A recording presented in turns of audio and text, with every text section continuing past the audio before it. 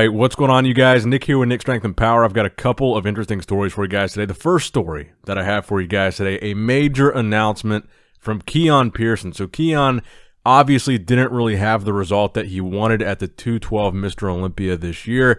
He made the announcement tonight on his Instagram that he's going to be switching back to the classic physique category as of the next time that we see him on stage. So he says, let's run it back. This has been on my mind for some time, and I had talks about it, and this is honestly the best decision for me, going back to classic and bringing the best and healthy version of myself ever.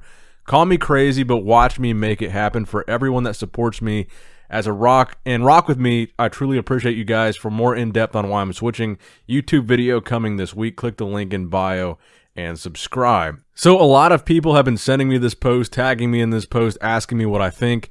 And honestly, I love this decision from Keone. I actually do want to see him back in classic physique. Now in 212, I still think he has the potential to win the 212 Olympia title one day. I think Keone has such good genetics that it wouldn't really matter if it were 212 or it were classic physique. I think the structure that he has and the genetics that he has could carry him so far in either one of those divisions. But I think at the end of the day, if you look at what classic physique is and you look at what Keone brings to the table, his physique is really what classic is all about. He's the embodiment of what a classic physique should look like. He always has on-point posing routines. He hits a vacuum pose, small waist V-taper, crazy lines. Keone, he's really the complete package when it comes to genetics. And like I said, I think that could carry him far in either division. Like you saw with Derek Lunsford, he's a more aesthetic 212 guy, and that carried him to the title win this year. But also, I believe Keone competed something like 25 pounds lighter in classic physique than he was competing in 212.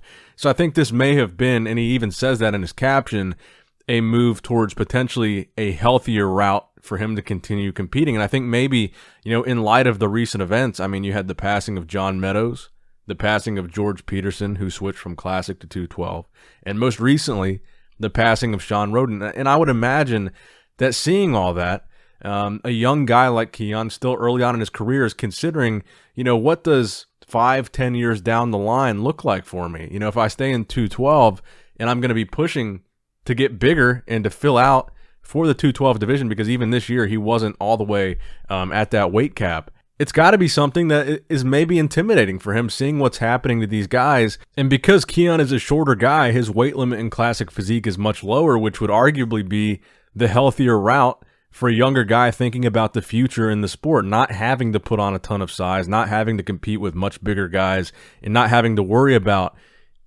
just that aspect of competing. The fact that I think, like I said, his genetics and his structure and his lines could carry him very far in either division, I think could carry him even further in classic physique, granted that weight cap. So I hope that a lot of you guys support Keone's decision. I've already seen some negativity in some of the people that were sending it to me, but honestly, you've got to imagine that a lot of these guys, especially the younger guys, are thinking about what their 5 or 10 year plan looks like after seeing some of these guys pass away. And these guys are evaluating their options and looking for what's going to be the option that maximizes my health and longevity. And for Keone, I think that was a big part of his decision. And he even says that in his post, and I think we should be supportive of that. And I want to see him back on the classic physique Olympia stage. He was one of my favorite guys in classic when he was competing there. Now, speaking of these health concerns in bodybuilding, the next story that I want to talk about here was Cali Muscle. So I saw today that Cali Muscle, and I believe this was the same day as Shawn Rhoden, actually suffered from and was hospitalized for a heart attack. And luckily, fortunately enough, he was able to actually survive that, and he was able to actually post a video on YouTube kind of detailing his experience. He woke up with chest pains. They weren't going away. His wife took him to the hospital, and he was able to find out that he was having a heart attack and get treated right away, which is the important part. And I'm glad he was able to survive that experience and get there early enough. But it does raise this question of, what is going on in bodybuilding right now? What is going on with these bodybuilders? Now, Cali did say that he had some pre-existing conditions. He said he had edema in his legs and feet since he was a kid or something like that. But lately, heart attacks in bodybuilding have really been strongly correlated. I mean, you had Andy Hammond died recently of a heart attack caused by a blood clot. You had John Meadows passed recently of a heart attack.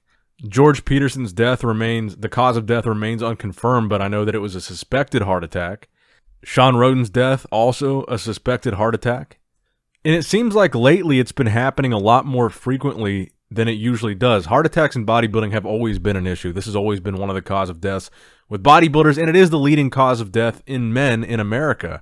But lately, it really does seem like it's been more frequent than usual, and a lot of people have been speculating, could it be due to the combination of the bodybuilding lifestyle and the stuff going on in the world right now, the pandemic, the virus, and even the vaccine. I mean, the virus itself is known for being a clotting virus. That's one of the many negative effects that the virus is known to have actually had, and the vaccine as well. There's been documented cases of vaccinated people having issues with clotting.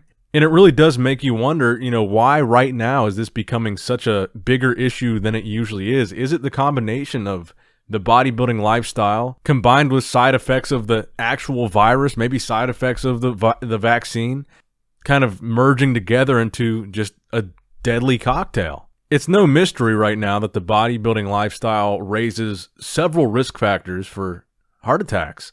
And if you combine that with the clotting issues revolving around the pandemic, maybe there is some kind of correlation to be drawn between the two. Because look, at this point, there's no denying this is by far the worst, the deadliest year in bodybuilding history. There has got to have been more heart attacks this year in the bodybuilding industry than ever before. And what is the reason for that is the question that's on everybody's mind. And then there is kind of this looming possibility of we are in a pandemic that is known for these clotting issues.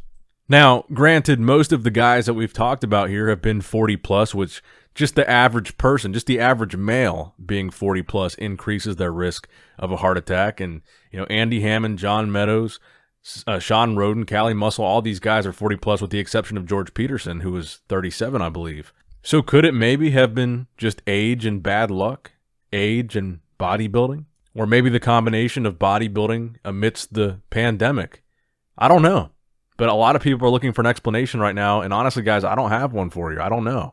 What we do know is there are risks associated with the pro bodybuilding lifestyle, and I always encourage everybody, if you're questioning whether or not to go down that path, I would encourage anybody to just stay natural and not go down that path. So if you're coming up on that fork in the road of whether to stay natty or not, I would encourage you to stay natural, and you can look at this channel as proof. You can be successful in the bodybuilding industry and be natural. I've been natural my whole life. You guys can be too, and you can still have a role and enjoy the sport of bodybuilding without being an active participant in pro bodybuilding. It is possible. You can do it. It's really just a matter of an ego thing. If you check your ego at the door and understand that you don't need to look like a pro bodybuilder to be a fan of pro bodybuilding, it's fine. But for many people, that decision, whether to stay natty or not, comes down to ego. And I would encourage you guys, with everything that's going on right now and all these deaths that we've seen, to weigh that question of your ego and looking good, being bigger, being more muscular with health and longevity, because there are direct correlations with these things. There is a direct negative side effect to doing what a pro bodybuilder does, and there's no denying it. Yes, things can be done in a more safe way. They can be done supervised by a doctor. But at the end of the day, there is a lot of abuse of gear going on. And there are a lot of people making uneducated decisions about what to take and how much to take. And there's a lot of that. So look, I know that was a little bit long-winded, but I hope maybe everything that's happened, all these deaths, all these heart attacks, hopefully it can save some lives of some younger guys that are maybe about to make that decision, and maybe, they don't.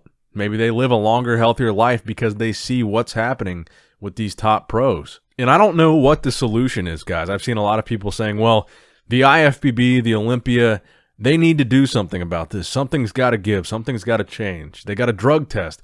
I don't know what really could be done, to be completely honest. I don't think drug testing is the answer. If they took away drugs from the sport, the fact of the matter is nobody would watch. The sport would die. So I'd be open to seeing what your guys' suggestions would be as far as how can this be prevented in the future. What would your guys' ideas be in the comments down below? Because it's kind of hard to find an umbrella solution that wouldn't also kill the interest in the sport.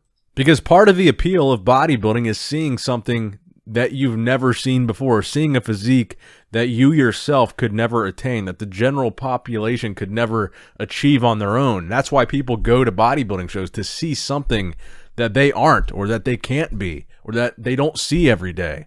You're not going to get that if you take away the element of gear. But look, I don't want to dive into conspiracy theories and all that stuff. At the end of the day, I think the takeaway from everything that's been happening should be to take care of yourself, get checked out, make smarter decisions, be healthier. And look, just like I did, I was having chest pains a few weeks ago that seemed unusual. And I went to the ER and got checked out, and they were able to rule out a heart attack, EKG, blood work. So if you're feeling something like that feels out of the ordinary, like Cali Muscle did, go get checked out, and it can save your life. So maybe the silver lining to all of this, for the bodybuilding industry, for fitness enthusiasts, for people that might be on gear, is if something feels wrong, go get checked out. It could save your life.